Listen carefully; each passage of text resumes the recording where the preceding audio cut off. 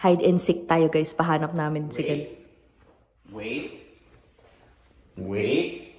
Okay, you wait. Okay, Kiko. You find Kuya, okay? Go! Find Kuya! Where's Kuya? Where's Kuya? Bilis ng takbo niya. Where's Kuya? Where's Kuya? Find Kuya! Where's Kuya? Go! Where? Go find Kuya! Where is he? Where? Where? Find Kuya! Where is he? Saan na siya? Kiko, where are you? Saan na si Kuya? Listen! Tawag ulit. Where's Kuya? Where? Where? Where's Kuya? Ay, yapan!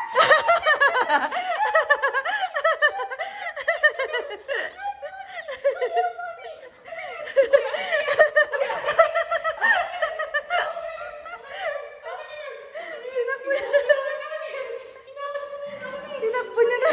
Oh, kunin ko yung best friend mo. Kunin ko yung best friend mo. Kunin ko yung best friend mo. Pagod ka?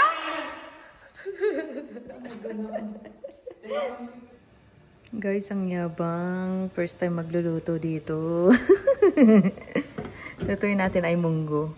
Nilaga ko na yung munggo natin. Nakalimutan kong mantika. Wala kami mantika. Pero may baboy tayo dito. Pamantikain na lang natin. Yan ang gamitin natin. Ang pinaka-favorite part ng bahay? Yung pinaka-favorite part ko ng bahay? Sa ngayon na hindi ko pa nakatira dito.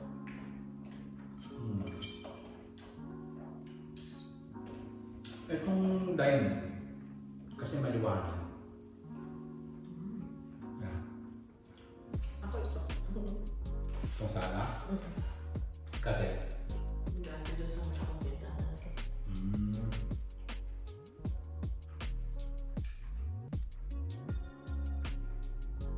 Tsaka yung garahe. So, yung garahe. Parang tanong siya tago. Alam mo yun, madami kang magagawa dyan. Ano? Car wash ka naman yung ano. Yung katabi natin bahay, kapitbahay natin.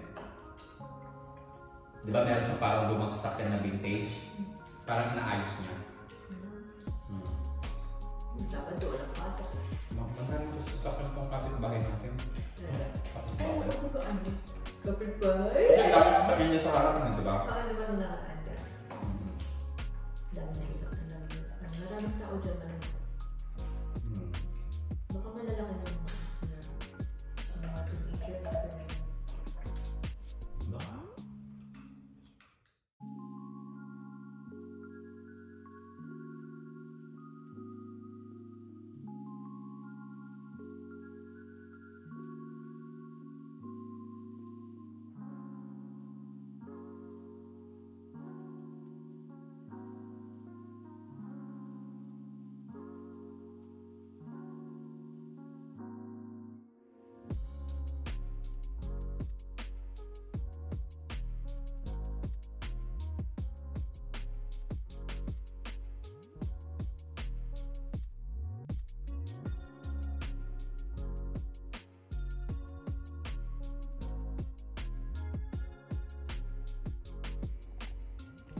First night here.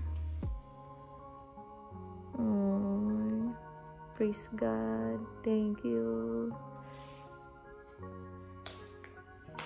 Good night, Kiko. Love you so much. Love you. Sleep ka na. Pagod ka na.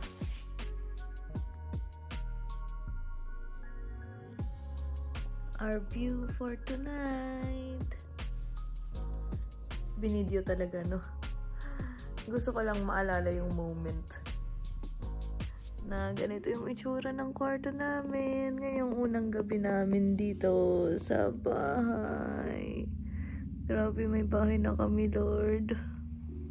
Praise God.